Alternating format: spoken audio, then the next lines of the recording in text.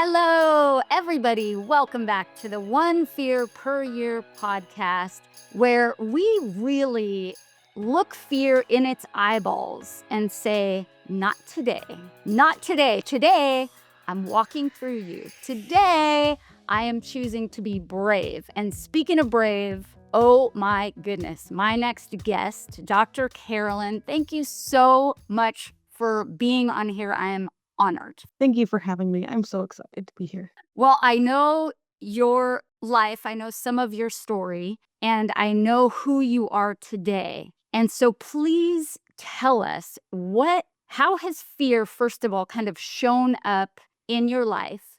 And then I want you to touch on how you have chosen to walk through it and what are some of the steps that you've taken. But how has fear been in your life? Thank you. So fear has been in my life for a very long time.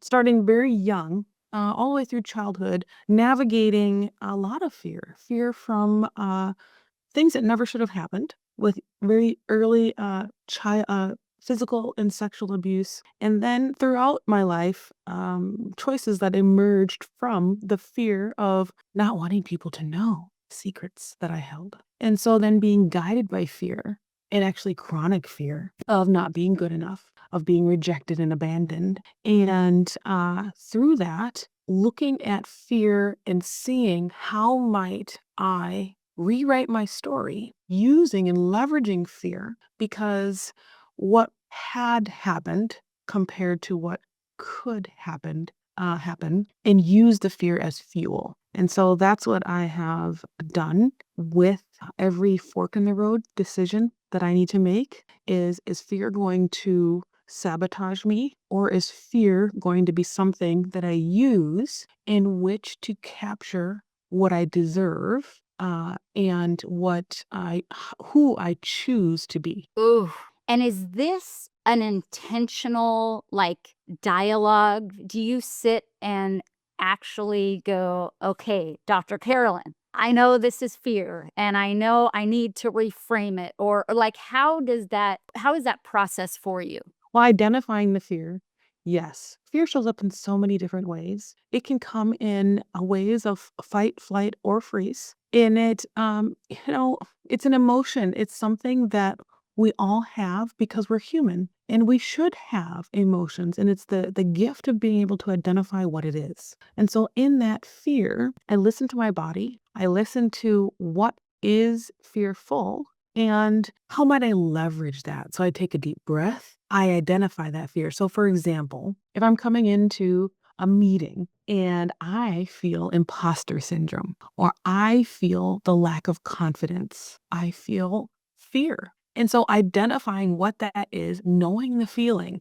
Now, for me, when I have these different emotions pop up, I tend to go directly to flight. And I know that because I can feel it in my body. So then therefore what I do is I take a deep breath, I hold on to that emotion and I focus on it. I pinpoint, yes, this is fear. And then I take that emotion and I use it as fuel in which to guide my decision or my action after the fear. So it's not necessarily that I don't have fear. It's that I have a choice in my action. So first, breathe. Second, F, focus. And third is what I call fierce action. I get to choose, leveraging that fear, what I'm going to do in the action I'm going to take just 5 minutes at a time. So I breathe, I focus, and I take fierce action where I am harnessing that fear and I'm making a choice to follow up with an action that serves me, compared to something that would previously self-sabotage me. So when I come into that meeting and I know, ooh,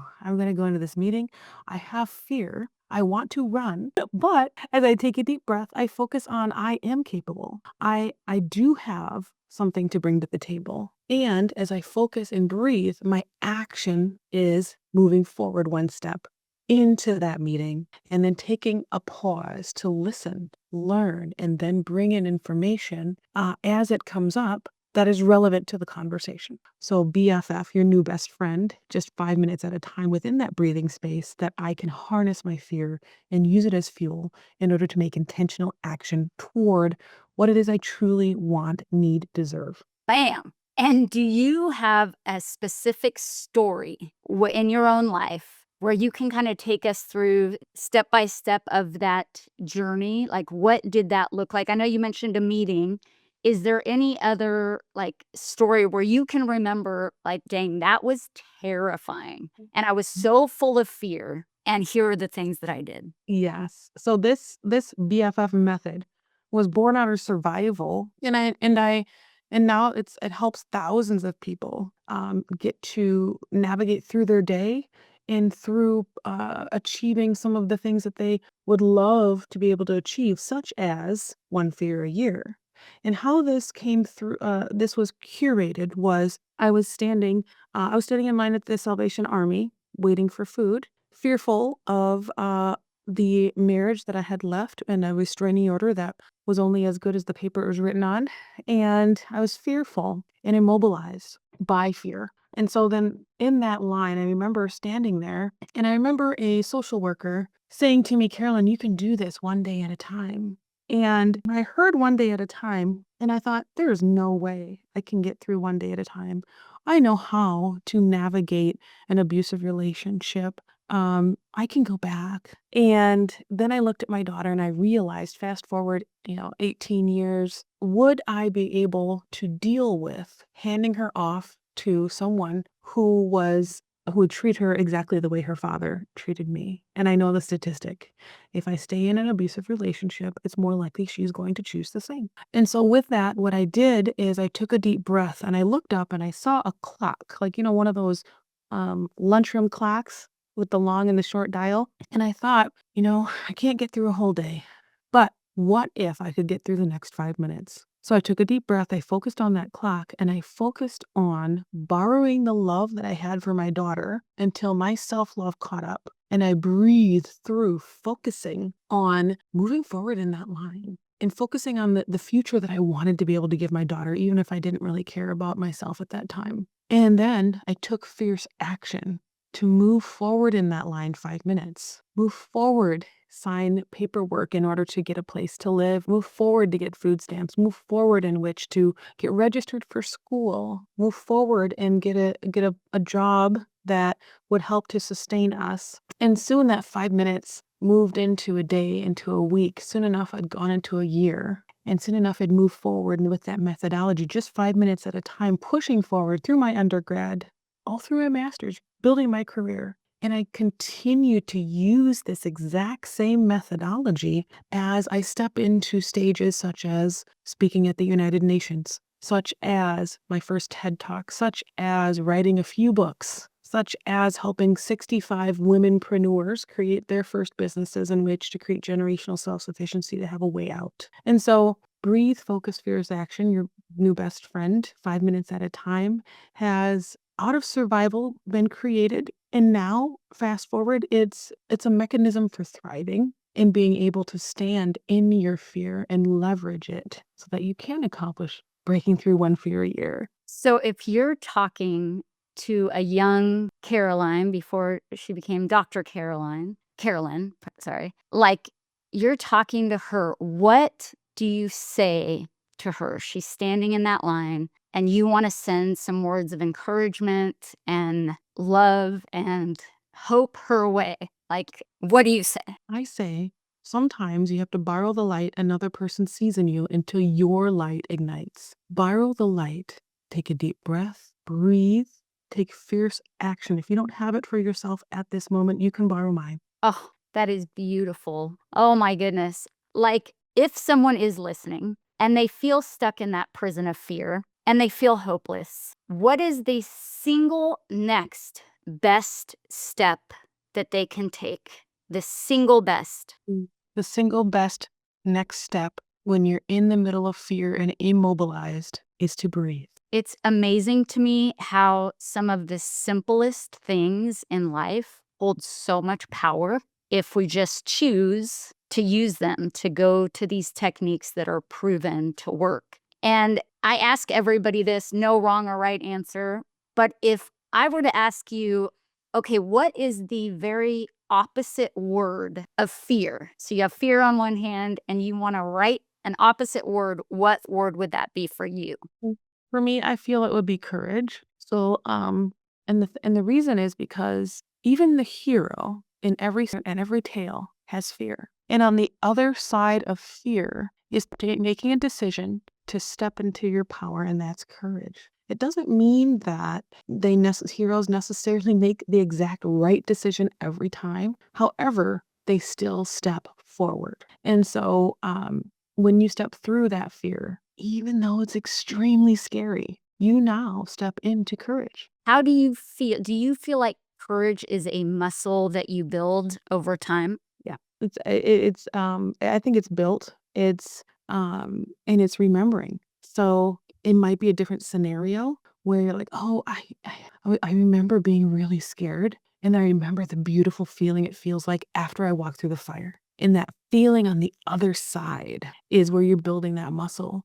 And that runway of fire becomes shorter. It still stings. It still burns a little bit, but it definitely stings a little bit less each and every time you practice walking through the fear. And don't you think that develops our self-confidence, self-love, just appreciation for who we are as people to know, oh my gosh, I know how terrified I was. I know that I was shaking. I know that I was sweating and just all those things, but I did it anyway. Yes. Every fear is like a collection. Every fear you walk through is a collection of armor to get you through to the other side each and every time. And how can we support one another in this journey? Because, like you said, we all struggle with fear, deal with fear. Even as we level up, there's new fears. It's the peeling of the onion. There's more things to discover. So, how do we help each other collectively? Hey, I feel exactly what you're doing. I feel that having the opportunity to talk about it and to see the vulnerability of speaking about fear and all the different ways that it shows up. That's how we can build community so that we can share our lived experiences and share how we have navigated different fears and then be able to say, yeah, me too. Yes. And so that people have that opportunity to know that they're not alone. And isn't that, at least for me, I don't know if you agree or not, but knowing that I am not alone and there are other people that feel similar ways, that we have the human condition. There's something about that that just instantly makes me feel better. I feel connected. I feel encouraged. Yes. Yes. Okay. We are running out of time, but since this is the One Fear Per Year podcast, and I know that you have faced and walked through so many fears throughout your lifetime, but is there something in this upcoming year that you feel some fear around that you want to walk through?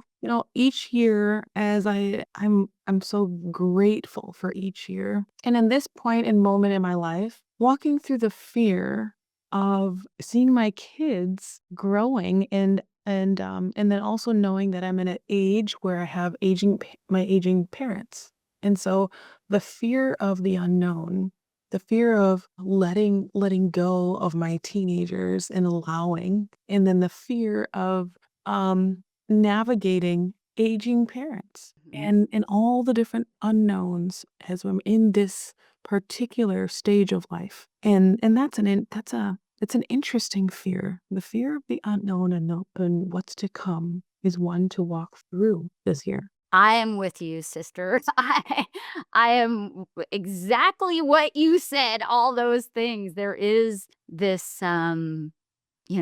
what if, maybe worst case scenario kind of thing. And then when I realized that that's where my mind is shifting, it's that releasing, surrender, knowing that there are phases and seasons of life, and to be able to flow so gracefully through all of those seasons and just showing up with an open heart and full of love. And but yes, again, you are not alone. Isn't that beautiful? Yes, exactly. Thank you. And if there is one thing that you want to leave our listeners and viewers with, what would you like to say? Anything that's on your heart to share? I'd just love to share that you are enough. and you can rewrite your neural pathways that might have told you something different 5 minutes at a time with breathe, focus, and fierce action. Dr. Carolyn, you're amazing. Thank you for joining me today and being such a light for others. You always mention borrowing the light that other people see in you, borrowing their belief in you. And I know that you do that for many, many people, and it matters. Like, it's impactful and makes a difference. And so thank you for showing up here today, just your whole self and vulnerable and honest and lovely as always. Oh, thank you. Thank you so much. It's so good to be here, and thanks for having me. I absolutely adore you. You are a beautiful bright light. Thank you.